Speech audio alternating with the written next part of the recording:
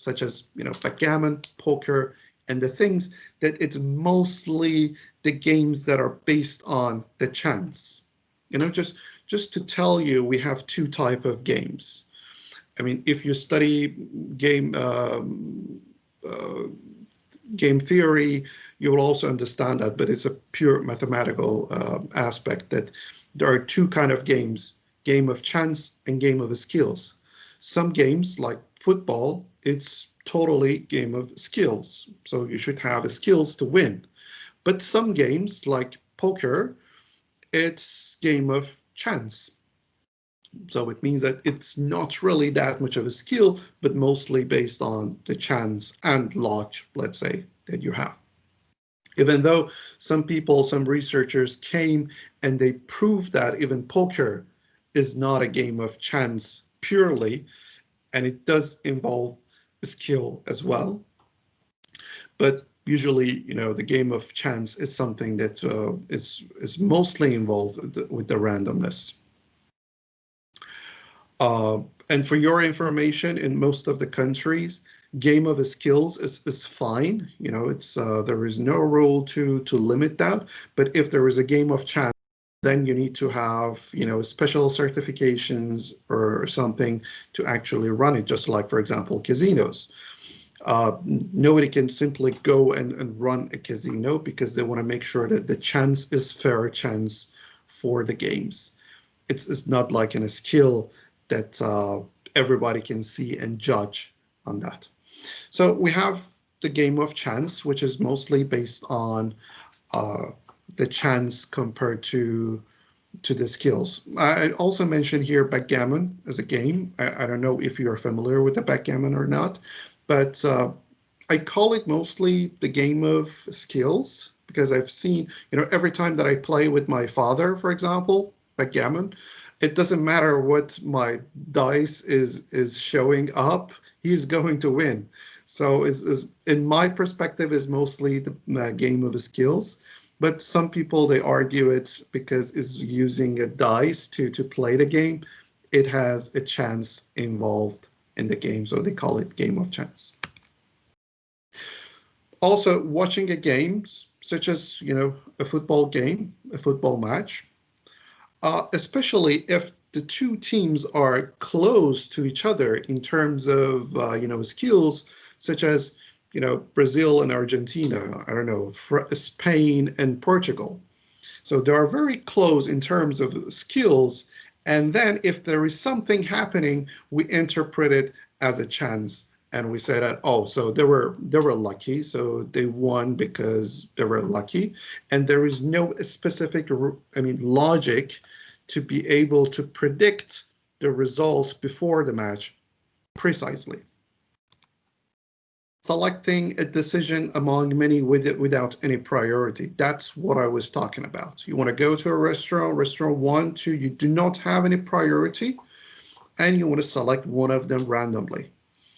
And so you have two options. Either you select one randomly or ask someone else to give you a random decision. Either go to the 1 or 2. That's it.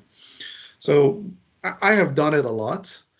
And I believe that there are, you guys have also been in the similar situation that you ask for some random decisions.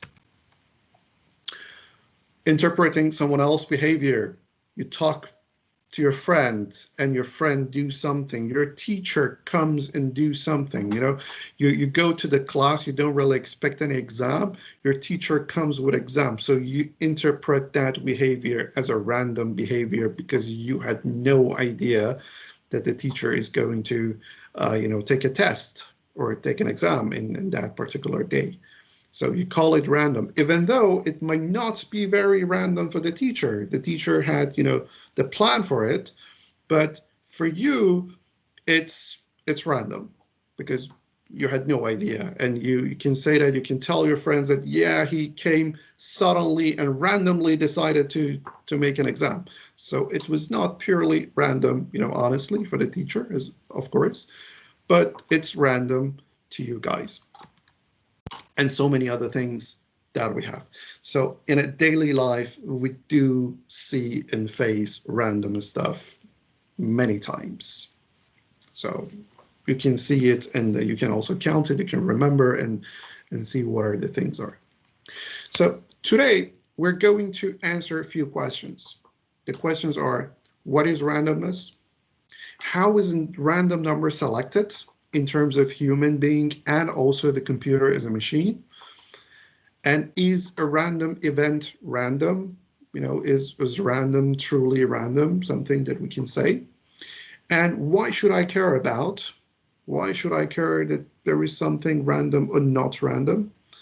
And what can I do with it, especially when it comes to computer science and specifically artificial intelligence, that we're going to discuss that. And can I predict a random result? Can I predict a random value? And that's a thing. And at the end, what should I be aware of when I face a random event? So these stuff not only is going to help you in your daily life to understand the random concept, but also is going to help you when you're doing the programming, when you're dealing with the random, the applications that requires random values and random information. All right. So let us start with the definition. That in terms of word randomness, what does it mean in, for example, encyclopedia or in a dictionary?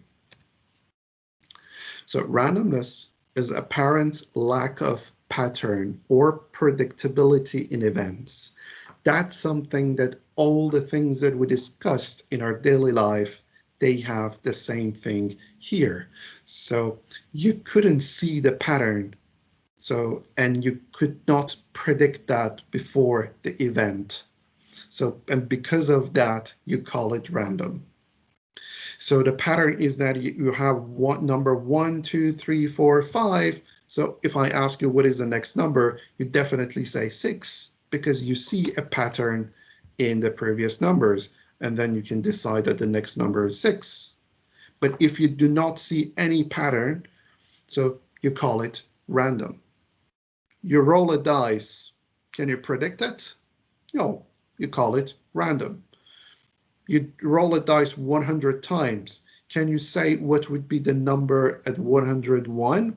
Still no, so you call it random. So the things that you cannot see the pattern or the things that you cannot predict it, we call it random. And individual random events are by definition unpredictable.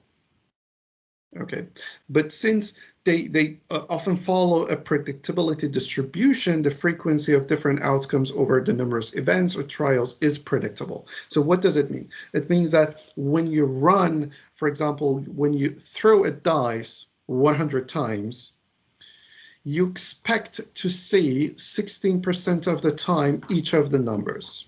You know, number 1, 2, 3, 4, 5, we assume that each of the numbers will show up almost equally in terms of distribution. So you say that if I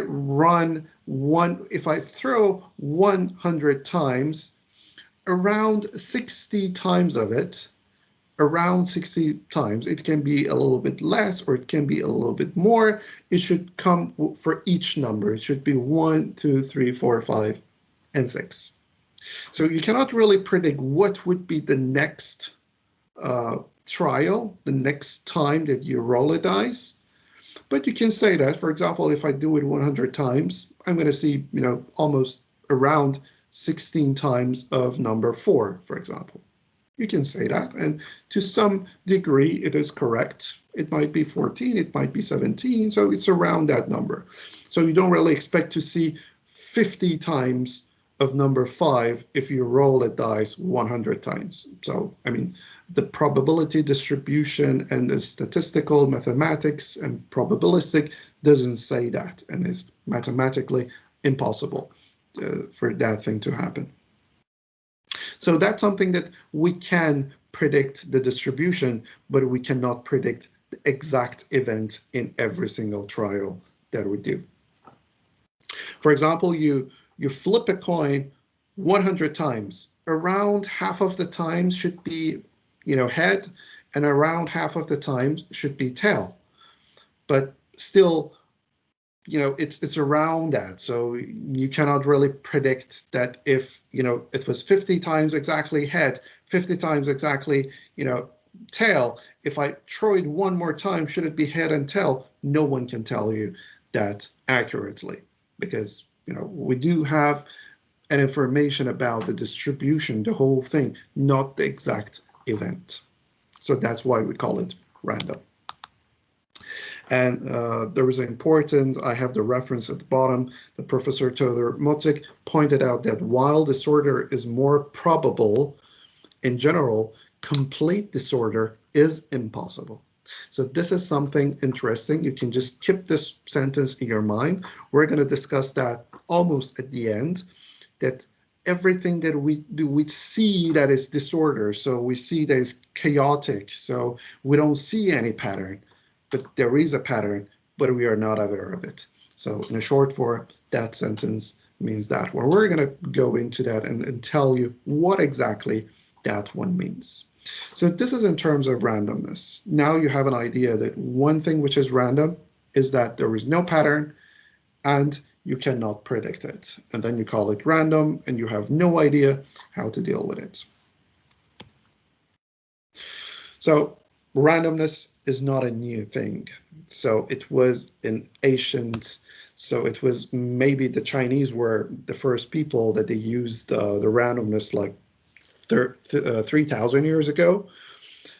And they came to formalize the odds and chance. Actually, they use the randomness in terms of mathematical perspective. And then we have the Greek philosophers. They come and discuss the randomness, in details, and they were talking about that. And then in 16th century, the Italian mathematicians began to formalize the odd associated with various games of chance, something that Chinese people have started 3,000 years ago. And then they started to integrate it with the games and come with more sophisticated definitions and formulas for that. And then in 20 centuries now, the computer scientists began to realize that it is a very important and an effective tool to design better algorithms. So far, if you learn that random thing might not be very good, it's not necessarily true, especially in artificial intelligence. Randomness is making a huge progress, and it's very important in artificial intelligence to bring more powerful AI to the existence. So previously, if we were talking that something which has a logic is better than something which doesn't have a logic, well, it's not always true. And we're going to see that sometimes the things that do not have any logic, it comes very handy as well. So this is the history. Randomness is not a new thing. Not an old thing that's it's done and we're over with it. No, still we're working with it heavily and we're trying to understand the concept of randomness. Okay, so we do have these randomness. All right, it's good. One thing is artificial intelligence. I got it. One thing is in the games. I got it. So what else? What kind of other applications do they have? In physical sciences, in 19th century, scientists used the idea of random motions of molecules in the development of statistical mechanics to explain phenomena in thermodynamics and properties of gases. I know that it sounds sophisticated, but it's really, really important. You know, the things that we do have as a progress in physical sciences, we kind of owe the randomness concept to actually achieve what we have in physical sciences. Quantum theory, the other aspect in physics, is really and heavily rely on the randomness. So biology. Several authors have already claimed that evolution requires a specific form of randomness. So in biology, in human, body, in a specific form of, randomness, namely we can say new behaviors that we develop. So instead of the choice of one possibility among several pre-given ones, these randomness corresponds to the formation of new possibilities. So biology, the way that the human body is working, sometimes is dealing with the randomness, and not only the human body, but the biology in general. Information science, computer science, so is the other one. We do have noise. We use noise. So noise is a type of random data that we have. So when we do have a noise, we're going to evaluate something. We can remove the noise from the data, and we can also generate the noise in terms of testing the quality of some algorithms. So we use randomness in information science. We're going to also discuss that a little bit more. In mathematics, mathematical theory of probability. So all these stuffs are using the description of chance events and randomness. They were coming basically from the concept of gambling in casinos, but later on in connection with physics, then we came to the idea of randomness. So statistics is used to interpret the underlying probability distribution of a collection of empirical observations. So in statistics, also, it is very important when you want to do some analysis, when your population of your data is so small. For example, lastly, we had the US election. They did have a lot of polls before the election to actually predict what would be the result. So they were asking people, maybe a few million people about their idea about the election. And based on that, they were using the simulation, which involves with the randomness to make a sampling. It means that when we're talking about sampling, is upsampling or downsampling to actually scale the information that we have to a population of 300 million people. So without using the concept of randomness and without having a real random value, we cannot really expand the information that we have to say that, okay, so this is the information that we got about 5 million people, and then this is what's going to happen to 300 million people. So we need to use the randomness, and we do have that in the statistics. The other one, oops, I went a lot. The other one is finance. They use randomness as well. Politics. So something which is kind of interesting for you, I can say that the random selection, it's, in some jurisdiction, it's some states, also in the United States, random selection can be an official method to resolve tied elections. It means that when there was an election, there were like 50%, 50%, the exact same number. Some states, some countries, they have this one as a rule that, all right, if the two are exactly the same, then we do choose one party as the winning with a randomly, like with a flip of coin. All right. So they use it also in politics. Medicine, random allocation of clinical intervention. Now we have these COVID-19. When they want to test it, they select random people from different groups, different age groups, and then they want to test it. The randomness and how they select it randomly is very important, because based on that randomness and how that random has been selected is going to tell us that if the medicine is really going to work or not. We're going to say that. So until now, you're going to say that, okay, so it's random. So what do I mean by true random? So random is random. We do have it in games, a lot of games involved with random. We do have it also in some religions they call it with the free will and then deterministics, or we're not gonna discuss that, especially in the religion part. But we do have the randomness in almost all these areas, and not only this, but more than that. All right, so we got all this, we got all the history, everything. Now let's come back to ourselves. You're going to ask yourself a question. You want to make a random decision. What do you do?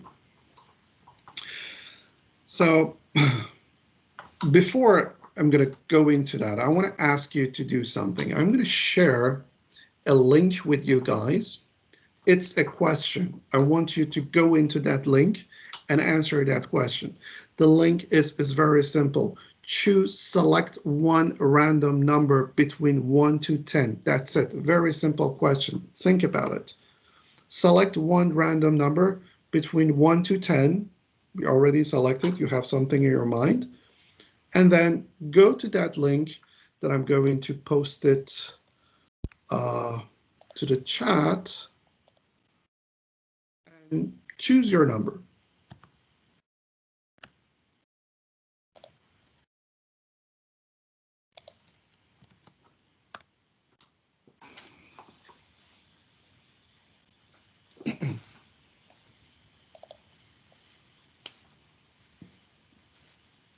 Okay. So I posted the link to the chat as a Google form link. So I want you to go and choose a very simple question. Please, I want to get to some number, and please go to that number, please. Yes, please. Because I want to get to a point that I want to show it to you guys, and that would be good if I can get to that number. I can see the result, and the results are amazing. That's exactly what I want. Go ahead. All right, so I have 30 people, 33 people already. That's amazing. I really didn't expect that kind of participation. 34. 36. Oh my God.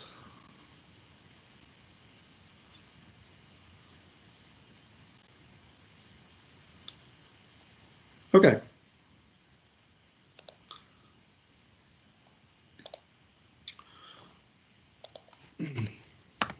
All right, so that's cool.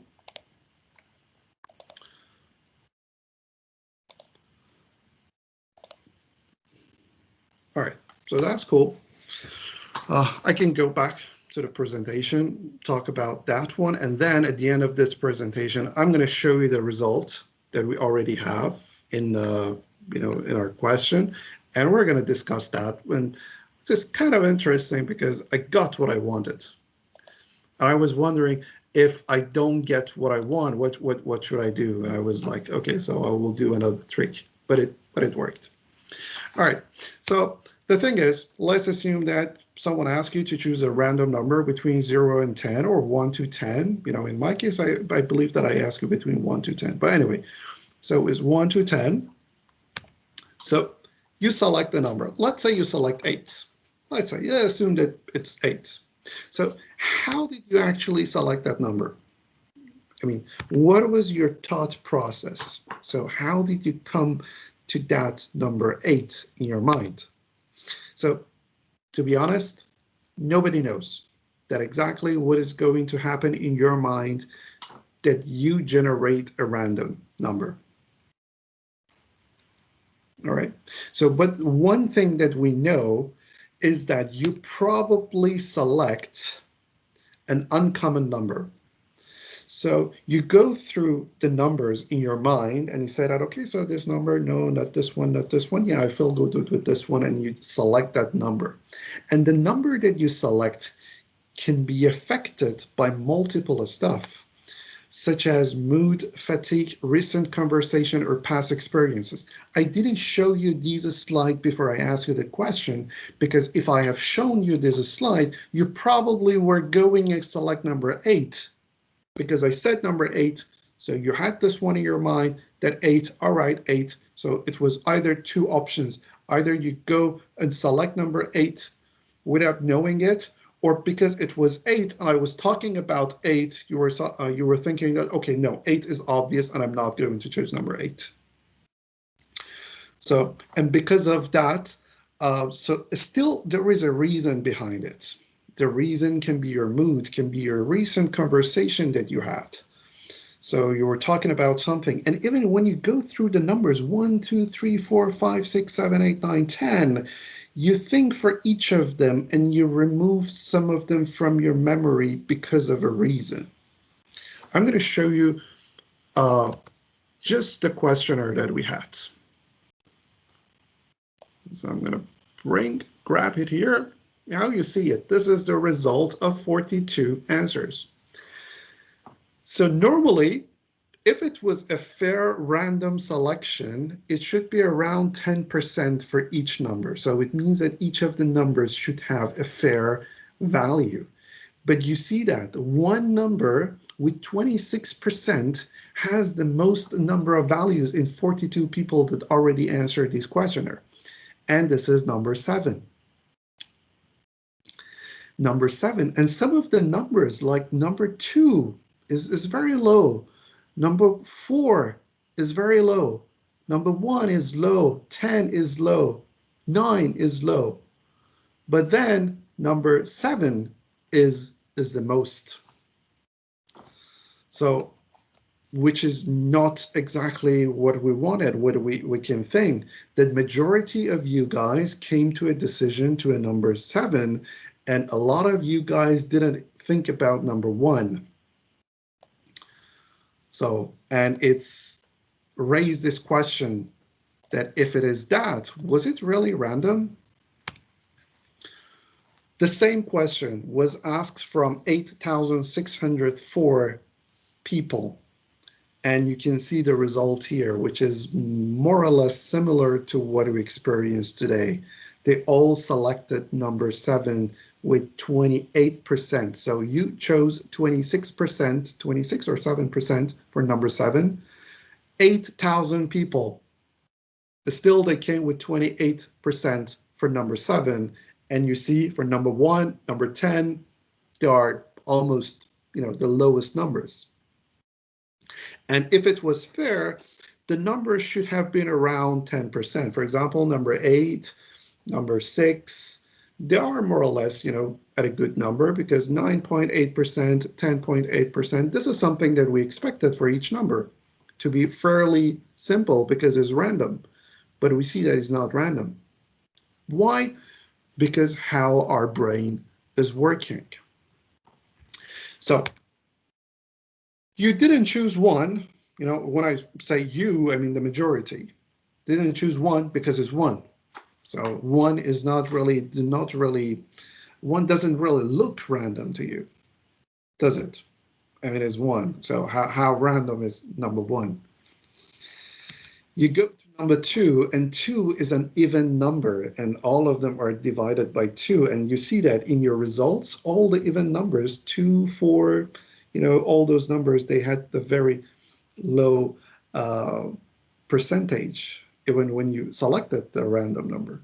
So 2, oh no, not the real random number. You don't really call it random. 3 is a prime number. Also, you can find it in 6 and 9. So you don't really think that it should be a good number for random. 4 is cube, still even number. 5, you have 5 finger and it's in the middle. So 1 to 10, 5 in the middle. How come you want to select this as a random? You think that it's obvious and you want to go with something more exotic. 6, again, even number. 3 multiplied 2 is 6. 8, the same, even number. 9 is a cube. 3 multiplied 3 is a cube. So you're not going to choose that. 10 is our base system is in 10, and also it's the last number. When they ask you a random number, you don't really select the first one and the last one as your random number. And the most exotic number in this category is 7, and that's why majority of you also came to the number 7. So if that is the case, Was it really a random selection? Did you select the random, the number randomly? Well, I don't think so, because you had a logic. Even maybe you're not aware of the logic, but you had a logic to choose that. And that's why when you want to do a random selection between two restaurants, it's a better idea to ask someone else, because you in your mind, in your subconscious mind, you're going to select the one that you really like a little bit more than the other one. So you cannot really select a random decision. If you want to do something or not to do something, you cannot really make a random decision unless you ask someone else who has no idea what's going on. But because you have the background and what is happening in your mind, then you cannot really choose the answer randomly, even though you may not be aware of the logic behind it. You may call it random, but it's not truly random. So this is something about the human. What about the computer? So you ask a computer to generate a random number. So this is how computer was doing, and this is how was the human was doing. And let's say, look at how the computer is doing. So computer, as we know, is working based on the algorithm. So everything is math in computer. So something random really doesn't exist in computer. So if we want to do something, we have to calculate it. And if we can calculate it, it means that it's not completely random because there was a logic behind it. So what computer is doing to actually generate something random, they're going to use some internal information as well as some external information. For example, they're going to use the machine current time in milliseconds. They're going to use, for example, the CPU serial number. They're going to use some hardware specifications. Even that's interesting to know that even they also use some outside information such as the mouse movements. The way that you're moving your mouse is going to use that information in order to generate a random number. I mean, nobody tell you that if you want a good random number, move your mouse, faster or slower, because it's a part of the random random number generation.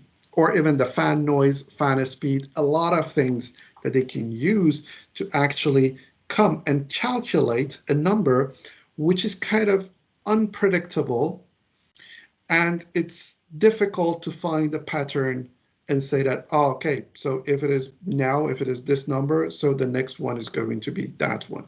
Because, for example, if it is based on your mouse movements, I mean, nobody can predict, what would be your next move. So that's why in computer science, we call them pseudo-random, as you see the word over there. So it's pseudo-random. So in Oxford Dictionary, pseudo-random means a number satisfying one or more statistical test for randomness, but produced by a definite mathematical procedure. It means that you calculated it, but based on the statistical test, so it's chaotic or it looks random, but it's not purely random. So we generated a number that seems random, but is not completely random. There was an algorithm behind it. So there is a math behind it. So that's why we call it pseudo-random. The next time that a computer is generating a random number, just realize that there is an algorithm running, is going to take some information, put them in a formula, and give you the results. And one of the most important factors in that formula is the time. If you run it now or 1 millisecond later, then you're going to get a different result. But there is an algorithm behind it. So it's called pseudo-random. So that's the definition. All right. So that was the human being. That was the computer. What about a dice? If I do not have a dice here around myself, but let's say I have a dice, or I mean, in terms of English language, one is die and the more than two is dice. But let's say we have a die or dice, and I want to throw it. We believe that is random. I mean, we truly believe that, even in the games, we believe that is random. I mean, nobody can predict what is going to be happen. And because it's fair, it's not like a human being just going to decide, oh my God, it's one is not random, not to show it. No, this time is the dice only. So we believe that the chance for each of the numbers to show up is equal, is 1/60. So it's around 16.66% of each number to be shown up. So it means that if you roll a dice, there is a 16% of chance that you get number 5, for example, 16% of a chance to get number 6. And because it's a fair dice, we call it a fair chance that we have for each of the time that we roll a dice. And we call it random because there is no pattern. If you throw it 100 times, you cannot predict what would be based on the knowledge of the 100 times. You cannot say what would be the next one because there is no specific pattern. But still, you can see the distribution. You can say that, yes, by 16%, I'm going to get number 6. Yes, but that percentage is more or less the same for all other numbers as well. So we do have the chance, we do have the distribution of the chance, but we cannot exactly say what would be the next number in the sequence, and we cannot really predict it before, so we call it random. All right, now let's say you have 2 dice. Oops, sorry. 2 dice. And 2 dice, you throw it, and you want to see what is the number that is coming up. So when you have 2 dice, the interesting part is that the sum of the numbers is from 2 to 12, right? The lowest number that you can get is each of these dice showing you number 1 in this, number 1 in this. So it's 2 in total. And the maximum number that you can get is 12, 6, 6, 12. But unlike the previous one, that the chance of showing every number was equal, when you have 2 dice, the chance is not equal anymore. Why? For example, let's say you want to see number 2. How many possibilities do you have to see number 2? Only one. 1, you will get number 2. For example, you want to get number 12. How many possibilities do you have? Only one possibility. It's 6 and 6. There is no other possibility that you can get number 12 with 2 dice. But now, let's say with number 7. With number 7, you have 6 combinations to get the number 7. You can have 6 and 1. You can have 5 and 2. You can have 3, 4 and 3. 3 and 4, 5 and 2, and 6 and and the last one should be 1 and 6 and 2 and 5. So I just incorrectly typed it in the presentation. So it means that the first time dice number 1 is 6, the other one is 1, and the other one is the other way around. So the one is 1, and then the second one is 6. So there are 6 combinations that you can get to the total sum of number 7. And that's why when you look at the distribution, having number 2 or 12, it's around 2%. But having a number 7 is about 16%. So the next time that you want to play backgammon, just remember, because in backgammon, we use 2 dice to play the game. So if you are looking for number 7, then it's more likely that you will get it because the chance is much higher. But if you're looking for something like 2 or 12 or something which is double, then the chance is around 2% only. And what does it tell us? Okay, so this is also the same distribution for rolling 56-sided dice. So the previous one was 2, but if you have like 50 20, 100 dice, what will happen? The probability will be something that we call it normal distribution, or we call it Gaussian normal distribution. The mean value, the one at the peak, if we have 50 dice, is going to be 50 multiplied 7 divided by 2. Don't ask me why. Believe me, this is the thing. I mean, don't want me to go and prove that in math, but this is the number. So it means that that number, that average number, 50 multiplied 7 divided by 2, would be the number that you will most likely will get if you roll 50 dice together and you want to see what would be the number. So, and this would be the distribution. So for one dice is a flat line, everything is fair. You have one chance, same chance for everything. But when you increase a dice, then the chance would be different. So next time you want to play the backgammon, remember that if you have a 2 dice, which is 2 normal dice, 6-sided dice, or if you want to have a dice with 12 sides, the result, the game would be totally different, because the chance of having a number with the 12 side dice is almost equal. But the chance for getting a number in using 2 dice with the 6 sides is totally different. So, and it's not equal at all. So this is also interesting to know that if you want to, because I do remember when I was, at university during my bachelor, one of my friends came and he had one of these 12-side dice, and then we tried to play backgammon with it, and we thought that, yeah, it's fun. So instead of having 2 dice, why not having 1 dice and generate this 12 numbers that we want to have? But honestly, the results would be completely different, because it's, the distribution of the chance and showing of a number would be completely different. All right.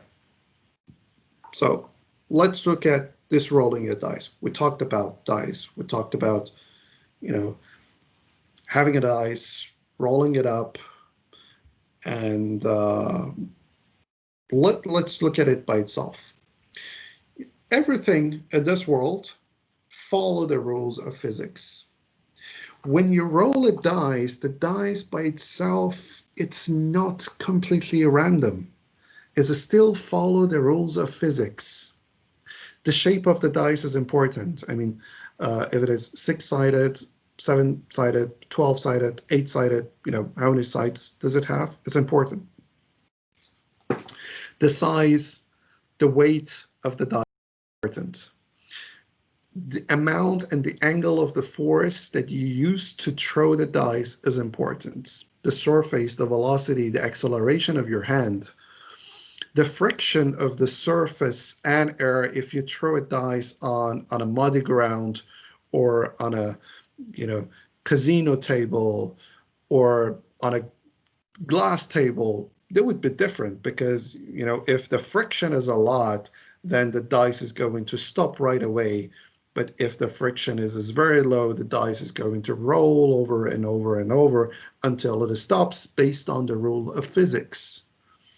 And the initial position of the dice, if it is 1 is going up, 4 is going down, so which one is that? So it is not truly random. It means that when I roll a dice, it doesn't go, for example, 100 kilometers away and stop there, because it's physics.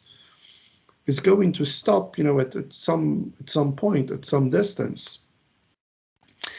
But because these parameters are a lot and we do not have information about them, we do not know what is the exact velocity, we do not know what is the exact force in terms of Newton, and we do not know what is the exact friction in terms of number for the surface, for the air, for the weather. So that's why we do not have all this information. We call it random, but it's not completely random. If you can compute that, if you can replicate the exact throw, that you had before, you would definitely 100% get to the exact same number every time that you throw a dice. But because it's not possible, then we call it random. So if you have a robot, let's say, and we give the dice to the robot in exactly, same way, for example, with number 1 at the top, and the robot is going to throw a dice with exact same force, same weight, same velocity, same acceleration on exact same ground with no weather difference, let's say air, frictions, and so on, you're going to get exact same number each time because all the important factors and conditions are the same. But when we play it, we cannot control that. So because we cannot control it, we call it random. All right. And that's exactly also the same for the roulette in a casino. They in the roulette, if you know what the roulette is, these round machine that they have, a small ball, and then it goes around until it gets, dropped into a specific number. So that is also more or less the same thing. And I have a story for the roulette that I will tell you about that. It's a very nice story. Okay. So even rolling a dice is not random. Human being is very bad in terms of predicting and giving a random number. Computers also not generating a true random numbers, but they're using the algorithms. So is the random truly random? Whatever random that we have around ourselves? So by definition of the word random in this context, we can say that everything in this world is based on cause and effect. So there is a cause, and for that cause, something will happen. And all these cause and effects are following the rules of the physics, chemistry, math, and statistics. So in these deterministic universe, at the macroscopic level, so just remember this sentence because we do have one exception. In the deterministic universe, at the macroscopic, not the micro, but the macro, the bigger size, the size that we are living in, it is impossible to have something truly random. We do not have anything purely and truly random. So it doesn't exist. All right. So we do have something which is called chaotic, but it's not random. Something that you see and you do not have an expression for that. So you call it chaotic, but you don't really call it random. And the thing is, if it is random, can we predict it? So I said that, all right, so nothing is random. Everything is based on a cause. Everything is based on something. Everything is based on an algorithm that we may not be aware of it. So, but can we predict it? Now that I understood everything has a reason, can I go and predict that random value? Well, if you can do it, then it's not random anymore. So if you can really predict something, you don't really call it random. So you call it random because you cannot predict it, even though it is not random, but because you cannot predict it, you don't call it random. If there is a match, football match between, I don't know, Brazil and, I don't know, a weak country in football. So your prediction would be definitely 100% Brazil is going to win the match. So you don't call it random because it's obvious. You know the logic behind it, you know the skills, you know everything. But if it is Brazil and Argentina, then can you 100% predict the result? Maybe not. Because the skills that you have are the same, so it's not going to be that much important in that context. It's going to be removed, and the rest would be about something that we call it chance. But it's not, it might not be, purely chance by chance, but we call it chance because we have no idea about. So, and all these randomness, or let's say pseudo randomness, because there is a logic behind it. So they are based on the complex reasons, and because the reasons are so complex that we cannot predict them, then we call them random, and it must be impossible, or at least almost impossible, or very difficult to be predicted. So, all right, and we say, okay, so anyway, I got it. So we have a random, and I call it random because I cannot predict it. But why should I care? Why should I care that there is something random or not random? I mean, we talked about all this stuff. I mean, why should I care if I'm good at predicting a random restaurant or not? Let's say that, okay, I selected a restaurant with a reason, even though I believe that is random. What's going to happen? You selected a number between 1 to 10, and most of you guys with number 7. Anyway, what happened? Why should I care? So the answer is here. If you can predict the next random value, it's going to affect every one of us in our daily life. First of all, the good things, you're going to win the games in casinos and you're going to win the lotteries because you can predict it. And secondly, there would be no security whatsoever. Online, mobile payments, banking payments, card payments, credit cards, there would be no security. All the security algorithms are relying on the random information. And you can get to that algorithm, that how the random number is going to be, generated. Then you can do a card payment. For example, when I want to go and shop with my credit card, the bank is going to actually generate a token, a random token, which is based on an algorithm, but they know the algorithm, I don't, to verify my transaction. If you guys can get to that algorithm and understand that how that token is going to be generated, or what would be the next possible token that is going to be created, you can purchase something without even having my credit card information. As simple as that. I mean, that would be a joke to have a credit card anymore. So that would be a joke to have, a login information and SSL security protocols, firewalls, everything, everything that we call it security, that would all be gone. So no optimized algorithms. The research showed that more optimized algorithms are those that they involved randomness. So even though sometimes we call it, as I told you before, randomness might not be a very good thing, but it was the old perspective. Nowadays, randomness is much better than, sometimes it's much better than the discrete logic. No powerful machine learning and artificial intelligence. Almost all of the machine learning algorithms, they use randomness in some part of the algorithm. If we can predict it, then we can interfere with the artificial intelligence. So you're going to have the noisy telecommunication. We're not going to be able to remove the noise from the signal because we cannot have the true random value. I mean, if there is any telecommunication, and many, many more. So random is very important.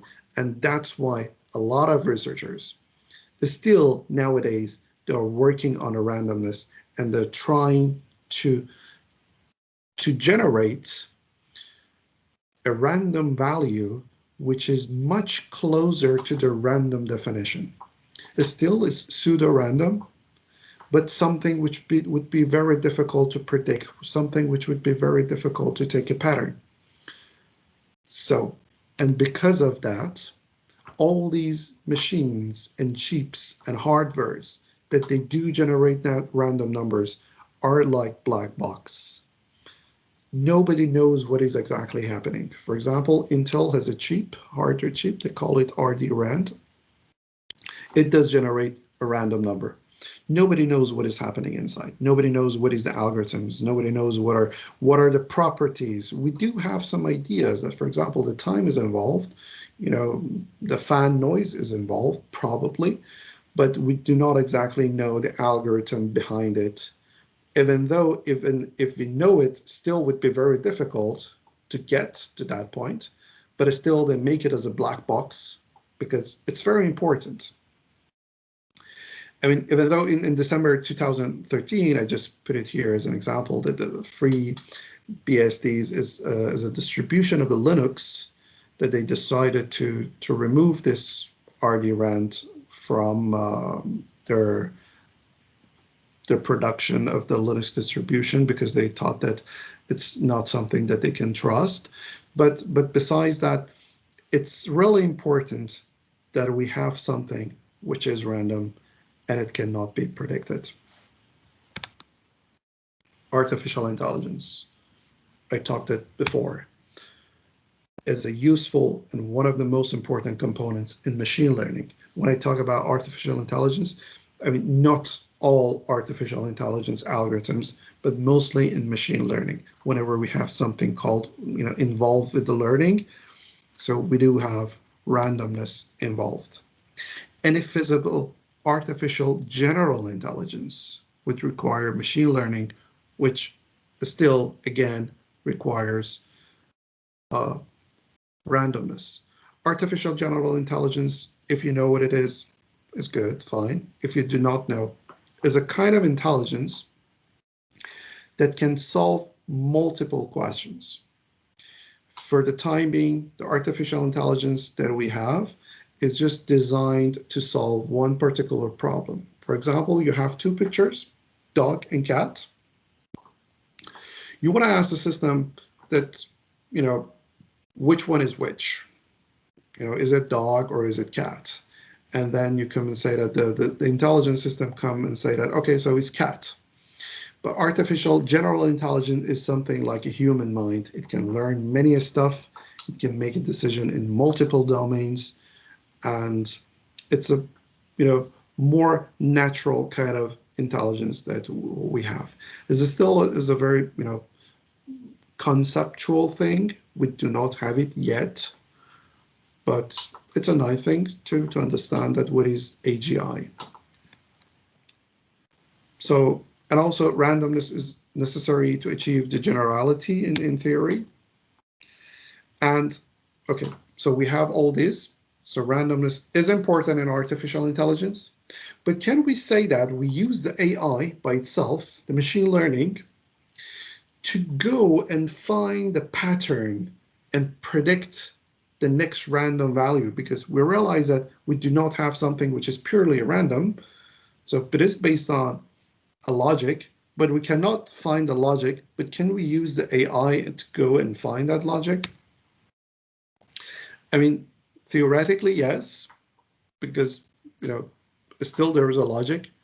And if AI can find that, then, we're going to end up with all those issues and problems that I mentioned before.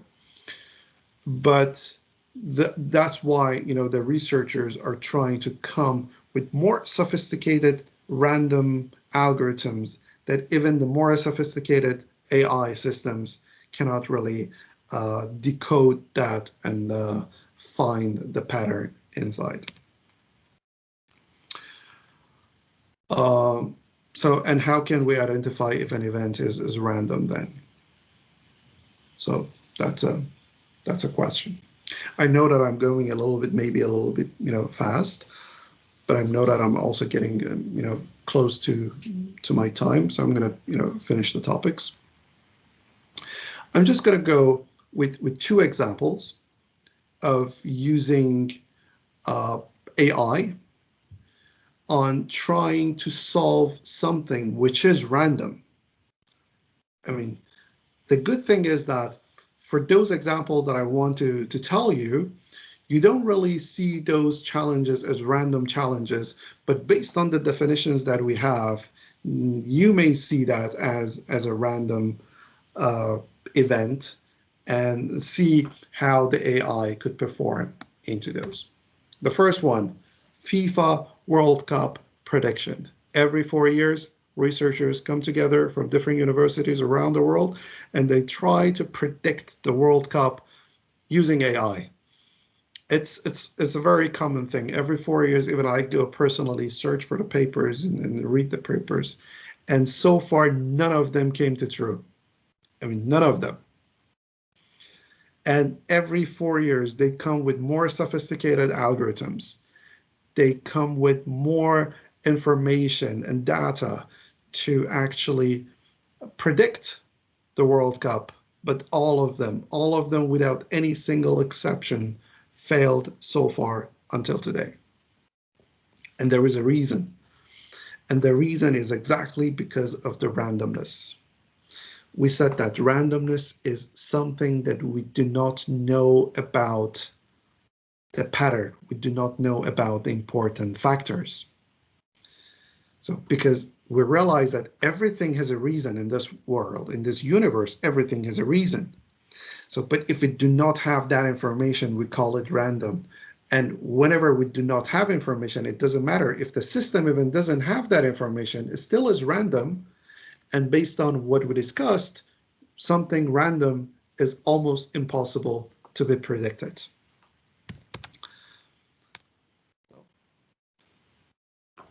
This game, it's even more complex than we think. Because if you want to predict the final match, you have to be able to predict the matches before correctly. And in order to predict the matches before, you have to predict the matches again before them.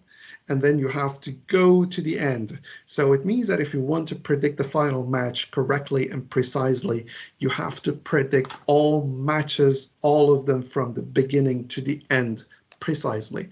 If you fail in one step, you're going to fail the end of the path and the road to the prediction.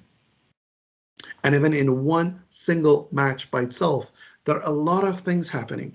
You know about the skills of the teams, but for example, you do not know what happened last night with the goalkeeper. If he had a discussion, I don't know, with his wife on the phone, or his son is sick, is going to be mentally not ready for the match. If there was a discussion with the coach, or something that nobody knows, and they are the important factors. And because of that, predicting the match, even the whole match inside the match is very difficult, because there are a lot of things happening inside, and we have to predict each of them precisely. So if you are in the match, halfway through, the first half is done, then based on what you had observation from the first half, then you might probably be able to predict the next half, maybe. Because most of these important things, hidden things that we call them latent factors in terms of artificial intelligence terms, or hidden factors, they're not hidden anymore. So we know that if a goalkeeper is performing well, so probably he didn't have any argue with his wife last night. All right, so it's not hidden anymore, so we can predict it. But if you want to predict it before starting the match, it would be more difficult. If you want to predict it 1 month before the match, it would be more and more difficult. If you want to predict it 1 year before the match, 1 year in advance, it is almost impossible. So that's why we do have a topic which is called Markov chain. So Markov chain is telling that if you want to achieve to a position, you should take an action, and based on that action, you go to that position. I mean, the very good example is the snake and ladder game. I know that a lot of you guys are familiar with that. You start from point number 1, you go to 2, 3, 4. If you are at the 4, then you can make a decision to go take the ladder to 14. But for example, if you are at the position number 17, then there is a snake, and you're going to get back to the number 7 because of the snake. So this is we call it Markov chain. This is named after a Russian mathematician, Andrei Markov. So the games such as football games is also like that. If they want to win the last match, if they want to be the champion, they have to win the previous games as well. If they want to win the previous games, they had to win the qualifications as well. If they fail at one step, they're going to go down to another step, and they have to retry or do something else. So it is important that what we are, and as far as we are, to the final, then a lot of things may happen. If you look at this game, this ladder game, if you're at the point number 1, and if I tell you that, can you really get to the number 100? It's almost impossible, because a lot of things are happening in the middle. There are a lot of snakes and ladders, and you're not completely sure how easy you can get to number 100. But if you are at number 1, and if I ask you, can you get to number 6? Yes, you can easily say that. Yes, if I'm lucky with 16% of a chance with the first dice, I'm going to go to the number 6, because you already know that it's close to you. So that's is the idea of Markov chain.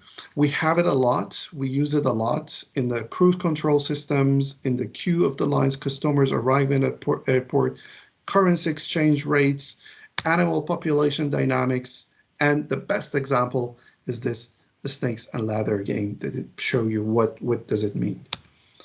The next important example is the weather forecast. Again, it's another example of Markov chain. If you want to predict the day after tomorrow, you must predict it, forecast it tomorrow precisely. Otherwise, your prediction, your forecast for the day after tomorrow might not be precise at all. And that's why when they're going to show you the weather forecast, they mostly show you the maximum 15 days, because that's the thing that we can somehow forecast it. If you want to forecast something which is far from you in 1 year, it is almost impossible to forecast it, because a lot of things are happening and you have no idea. But once the date, the destination get closer and closer to you, then you're feeling more confident to predict that stuff. So the next time, if you go with the AI, if you want to choose a role of data science, AI engineer, or whatever in the future, if you want to use AI as a hobby, remember that when you want to use machine learning, use it only on the things that you have information about. You know what is happening inside. I've heard a lot of times that, all right, I do not have information, but that's fine. I can use, deep learning, and deep learning is going to find anything for me. Well, theoretically, yes, but not for the things that they fall into the random category. Even it doesn't matter, is deep learning or shallow learning or whatever kind of learning it is going to fail and is not going to produce a reliable information. So that is about the random thing. One thing, the last but not the least, we discussed about all of the things. We discussed it about artificial intelligence. But is there anything truly random in the world? Do you guys have any idea? I would like to know if you think that if there is anything random in the world or not. In the chat, if you can just type it.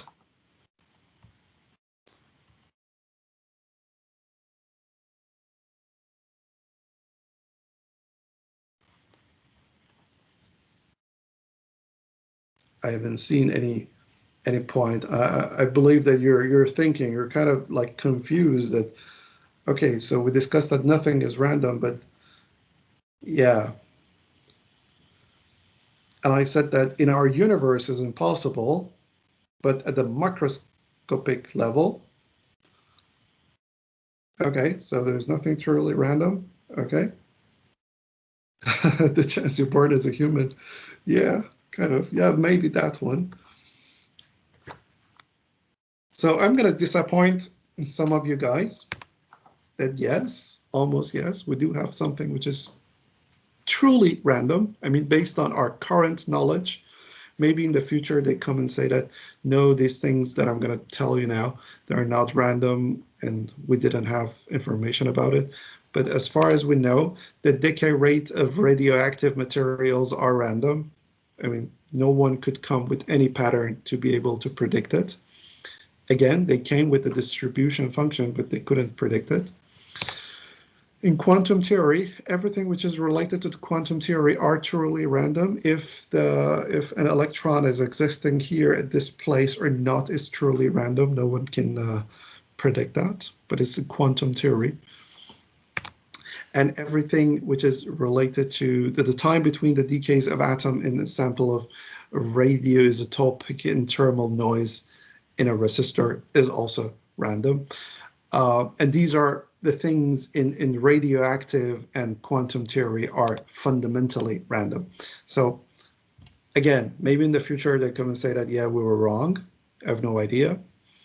But the next time that you have a random number, just remember that it's an algorithm behind it. It's a reason behind it. I mean, no computer in the world is going to use the quantum theory to produce a random number, at least for now. And so that's it. So for the thing, and yes. And the next time that you went to a casino, watch out the people. You see a lot of people in the casino, and some of them, they look very lucky. I mean, that's the story that I wanted to tell you. I was in a casino. I don't know where exactly because I've been to casinos, around the world, and there was a roulette machine and there was a Chinese guy. He had a pen and paper. Every time that he wanted to bet, he was actually doing some calculation, and there was a picture of the roulette and he was drawing something on it. I was totally confused. And he was doing some calculation and then he was placing his bets. And he was actually good. He went, the first 5 rounds, he was with his wife. I mean, I assume that his wife, and I didn't ask him actually, but we say that his wife. And he actually won the first round, second round, third round. It was really nice. After the fifth and sixth, he went more aggressive on the bets, and at the end, he lost everything. But besides losing, he actually went very well for some trials, let's say. And he was actually doing some kind of calculation. I never understood how the calculation was. But then I realized that those people that they are kind of lucky in the casinos, they may not be really lucky, but they have some kind of feeling or they know some of those hidden factors. They understand how the things are working. I do remember that again, when I play with my father, the backgammon, he wanted to have 4 and 2 with the dice. He was calling 4-2. He was rolling it and it was 4-2.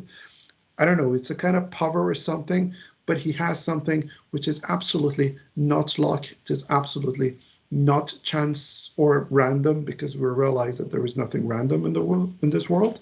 But maybe they know something that we do not know, and that's why they are lucky.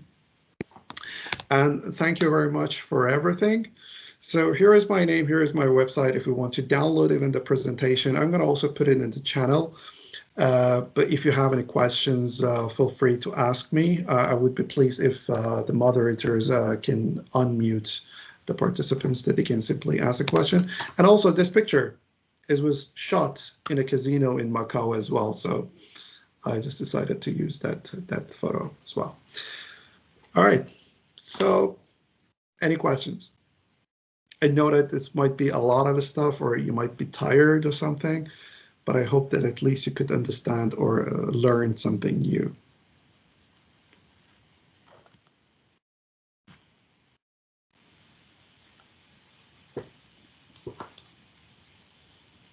Thank you very much. So you can also speak. I believe that you have that.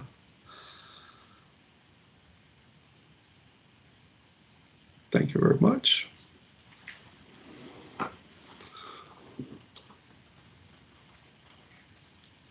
Thanks for everybody.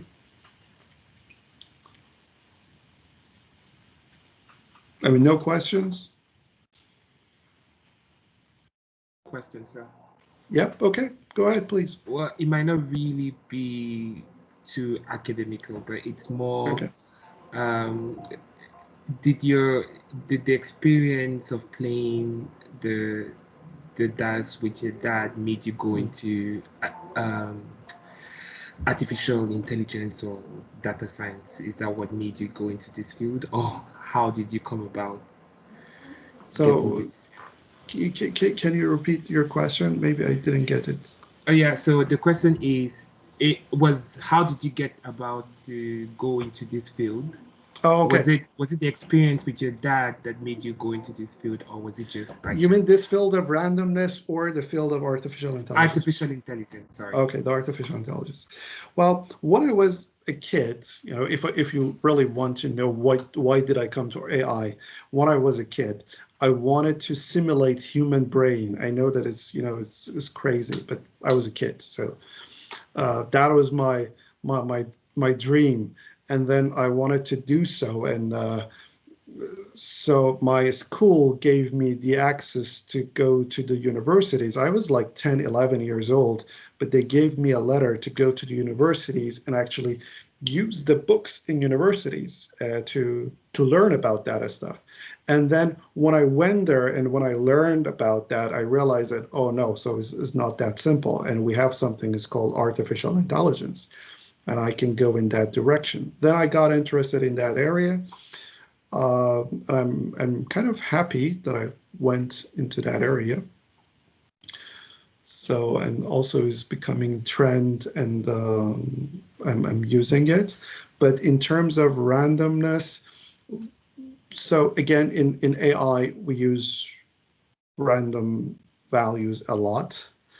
And I also, one of my hobbies is to go to casinos actually, but I don't really play. I just like go and watch people playing.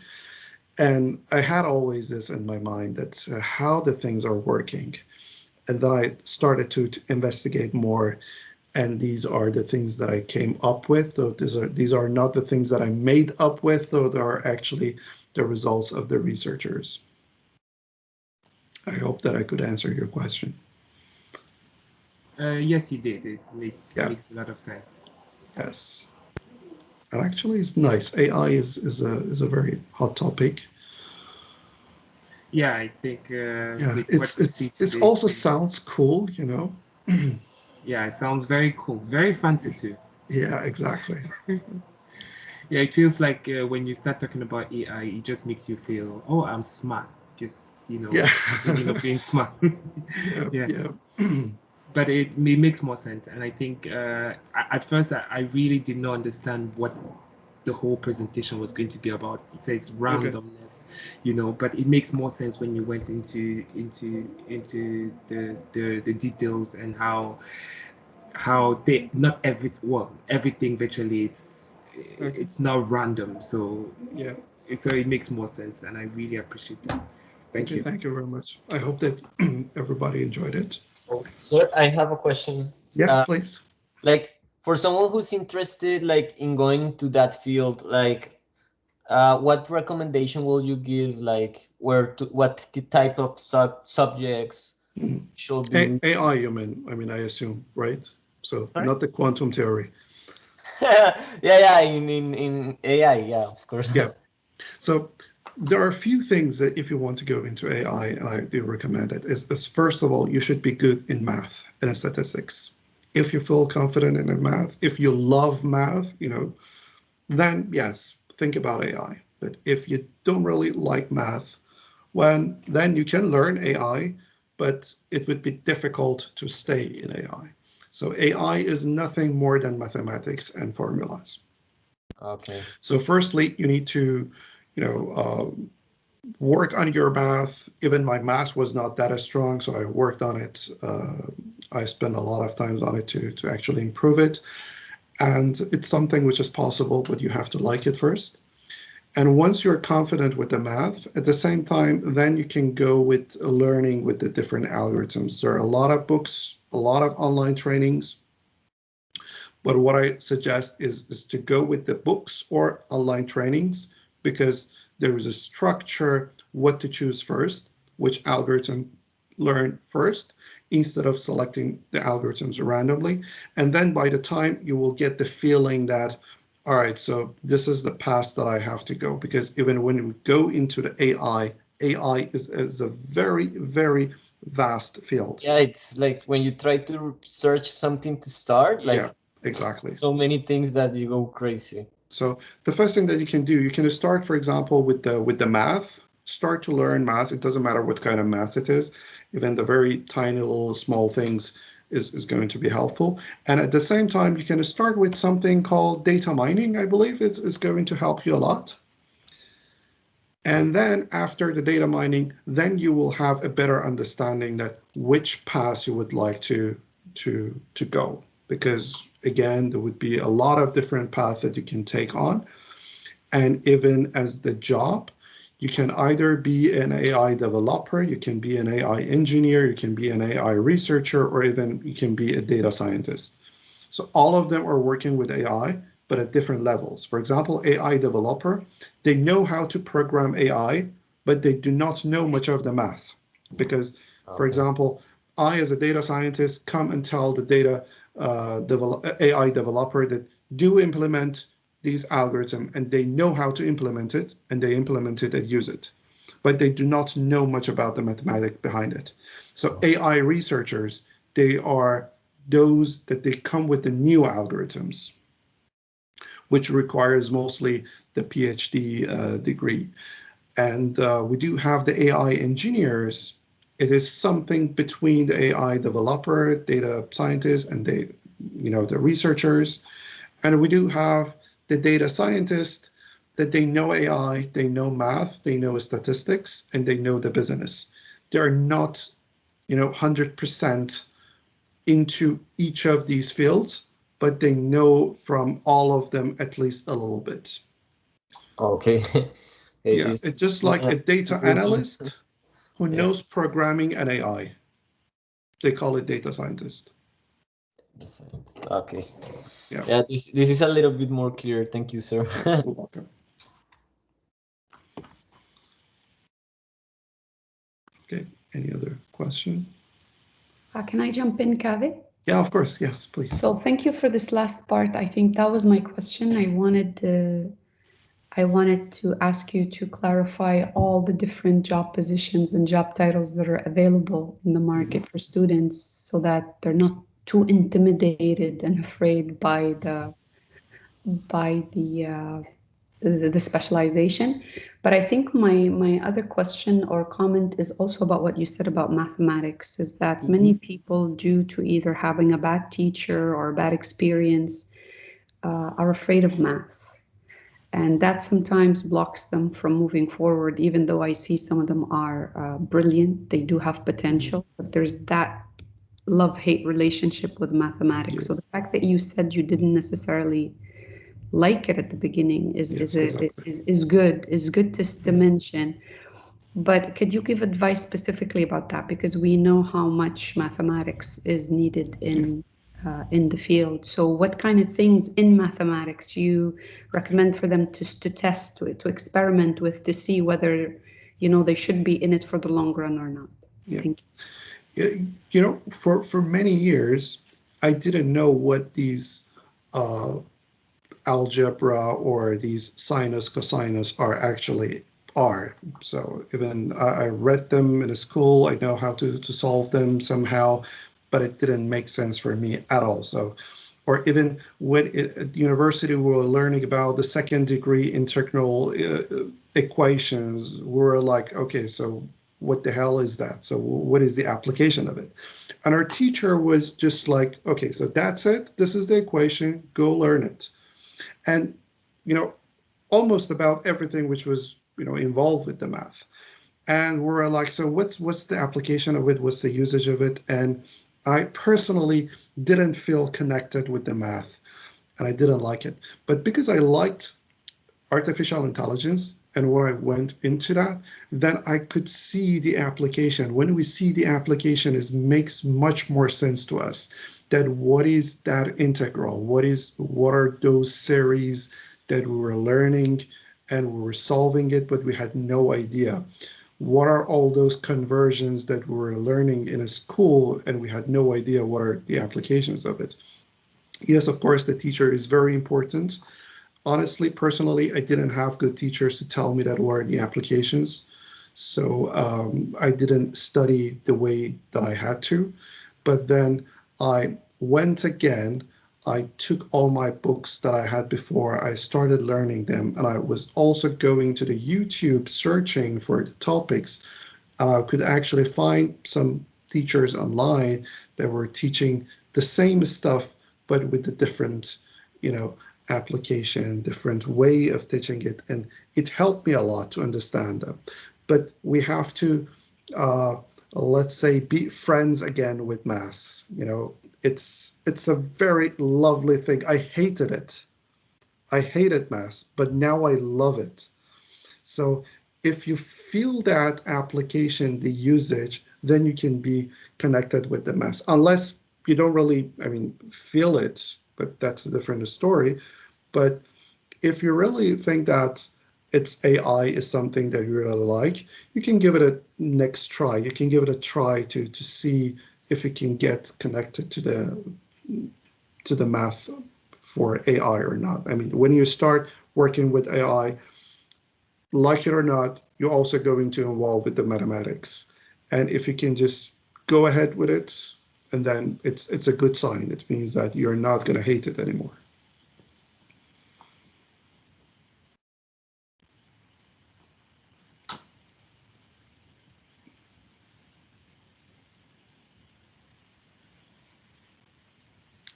Yep. All right. So any other questions? Can I bug you with one more question? Of course, yeah. No, no. Maybe the students are shy, but I know this is a very interesting topic.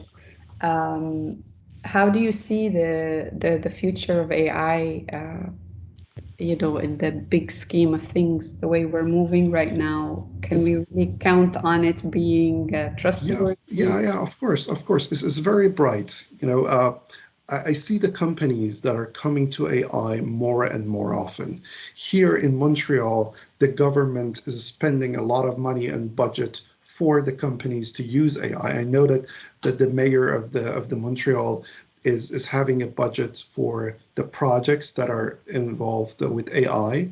And I know that the government of Canada is also actually giving a budget and funding to the companies that are using AI for any reason. So, you know, the government side, they are actually asking the companies to go into that direction. And the companies are also coming in that direction. For example, where I'm working, they were initially had a few data scientists working on AI, but now we are solving the problems that each of those problems are going to save, you know, 10, 20, even 50 millions of dollars for the company. So now they realize that this is a very important aspect, and they're going to double the team to hire more AI researchers and engineers and data scientists to actually come and solve the problems using AI, because these kind of problems, solving the multi-million dollar problems, are not easy to be solved by a human being by itself. So it's something that needs computer and machines to be involved in. So a lot of companies are coming into that direction. It's something very promising. I'm seeing more and more companies are hiring them, and the number of people in this area are very limited. So it means that, you know, it's like both ways. Uh, Sometimes I feel that we do have, you know, there is a high demand for developers. I see in the future that maybe AI can develop applications, but I don't see very much in the near future that someone can, you know, AI can be replaced with the AI researcher or AI engineer. But I can see that even AI can be replaced with with the software developers. I mean, not the very near future, but it's very demanding, and I really encourage everyone who is interested and also good in math, go in this area. And also the salary wise is one of the top salary occupations in computer science. You know, just one thing that I'm not going to say that I'm rich, but salary wise is higher than the average. And there was an article published a few months ago. I don't know where exactly was it, Tech Insider or somewhere else, that it is the sexiest job in the market at the moment. I mean, I don't call it, they call it, but I feel happy with it because I do have this job, so I feel good. I think that's it. Now you gave them two things. You're gonna make money, they're gonna be rich, and they're gonna attract the opposite sex or whoever they're I interested. mean, the job is sexy. I don't want to say that they're going to attract. Yeah, but it's good. I mean, they have this. Well, why not? Thank you, Kaveh, for that. Yeah, you're welcome. Any more questions, guys? It's a rare opportunity to get Kaveh with all his knowledge and experience to be available. Andres says that I'm convinced now. So. Sorry? Andres just mentioned that I'm convinced now, so he's going. That's it. You've got a converter. Yeah. But believe me, if you want to go into that direction to actually attract the opposite sex, you have to be all alone by yourself for many longer time. So yeah, I don't think that it's worth it because of that. Well, then there's the money. So you bounce it whichever way it's. Yeah. So. Anyways, anything in life requires hard work, right? Yeah, exactly.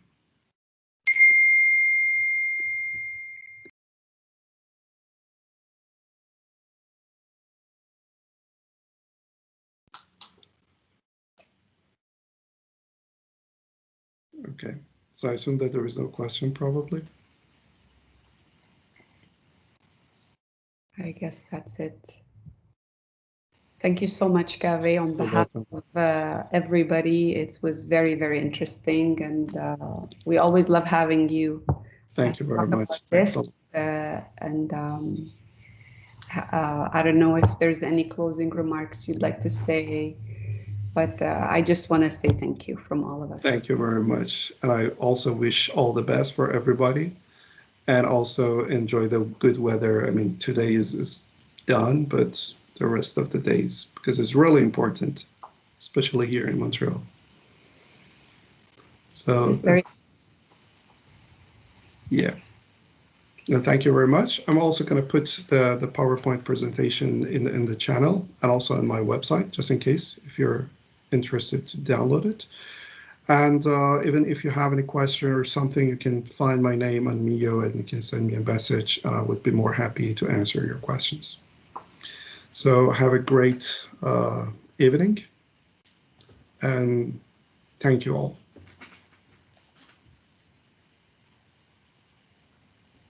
Thank you. Good night, everybody. Good night. Bye-bye.